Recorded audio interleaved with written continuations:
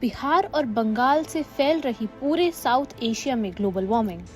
NASA क्यों दुनिया के सबसे गरीब इलाकों को ठहरा रहा है प्रदूषण का जिम्मेदार, और अब वही प्रदूषण हिमालय को निगल रहा है। नासा की इस नई रिपोर्ट ने पूरी दुनिया में हड़कंप मचा दिया है। जिस हिमालय को भारत की जीवन रेखा कहा जाता है, उसकी सफेद बर्फ अब धीरे धीरे काली पड़ती जा रही है।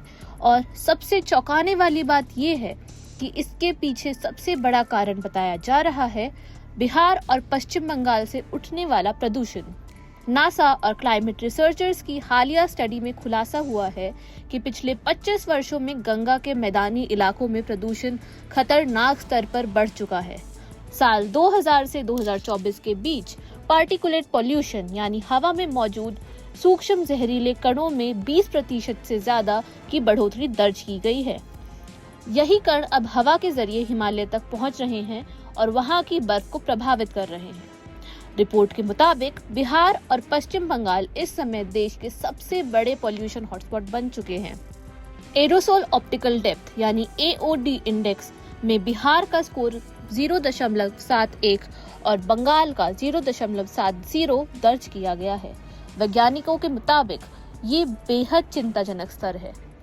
अब सवाल ये है कि आखिर बिहार और बंगाल का प्रदूषण हिमालय तक पहुंच कैसे रहा है।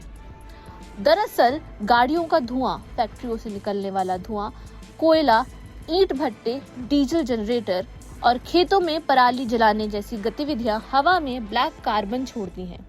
ये सूक्ष्म काले कण हजारों किलोमीटर दूर हिमालय की ऊंची चोटियों तक पहुंच जाते हैं। जब ये कण बर्फ पर जमते हैं तो हिमालय की चमकदार सफेद सतह काली पड़ने लगती है। इससे बर्फ की गर्मी सोखने की क्षमता बढ़ जाती है, यानी जो बर्फ पहले सूरज की किरणों को वापस अंतरिक्ष में भेजती थी, अब वही गर्मी को अब्सॉर्ब करने लगती है। यही कारण है कि ग्लेशियर तेजी से पिघलने लगे हैं।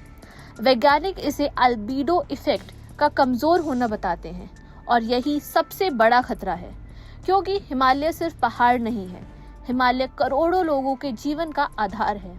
गंगा, ब्रह्मपुत्र, कोसी, गंडक, बागमती और तीस्ता जैसी बड़ी नदियां इन्हीं ग्लेशियरों से निकलती हैं। भारत, नेपाल, भूटान और बांग्लादेश तक करोड़ों लोग पीने के पानी, खेती और बिजली के लिए इन नदियों पर निर्भर हैं।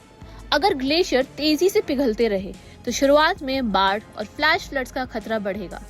बिहार जैसे राज्य इसका सबसे बड़ा शिकार बन सकते हैं। कोसी नदी को पहले ही बिहार का शोक कहा जाता है। वैज्ञानिकों का कहना है कि अचानक ग्लेशियर मेल्ट होने से नदियों का फ्लो और ज्यादा अनप्रेडिक्टेबल हो सकता है। इसके अलावा ग्लेशियर लेक यानी बर्फ के पानी से बनने वाली झीलें भी खतरा बन रही हैं। अगर इनमें से कोई झील फटती है तो उत्तराखंड, नेपाल, बिहार और बंगाल तक भारी तबाही आ सकती है। लेकिन असली खतरा भविष्य में है, क्योंकि जब धीरे धीरे ग्लेशियर खत्म होने लगेंगे तब यही नदियां कमजोर पड़ जाएंगी। यानी आने वाले समय में पानी की कमी, खेती पर संकट, फूड शॉर्टेज और माइग्रेशन जैसी समस्याएं पैदा हो सकती हैं। वहीं पश्चिम बंगाल को दोहरे खतरे का सामना करना पड़ सकता है। एक तरफ नॉर्थ बंगाल में हिमालयी फ्लड्स और लैंडस्लाइड्स का खतरा बढ़ सकता है, दूसरी तरफ सुंदरबंस और कोस्टल बंगाल पहले से सी लेवल राइज और साइक्लोन की मार झेल रहे हैं। विशेषज्ञों का कहना है कि अगर अभी भी पॉल्यूशन और कार्बन एमिशंस पर सख्त कदम नहीं उठाए गए तो साउथ एशिया आने वाले दशकों में दुनिया के सबसे बड़े वेदर क्राइसिस का केंद्र बन सकता है। सोचिए, अगर हिमालय की बर्फ खत्म होने लगी तो सिर्फ पहाड़ नहीं बदलेंगे, पूरा भारत बदल जाएगा।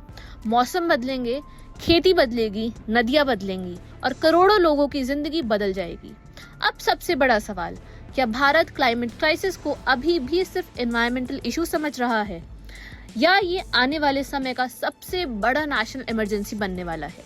आपको क्या लगता है, क्या बिहार और बंगाल के बढ़ते प्रदूषण पर अब सख्त और बड़े कदम उठाने चाहिए? अपनी राय नीचे कमेंट में जरूर लिखिए और देखते रहिए one India Hindi. Subscribe to One India and never miss an update. Download the One India app now.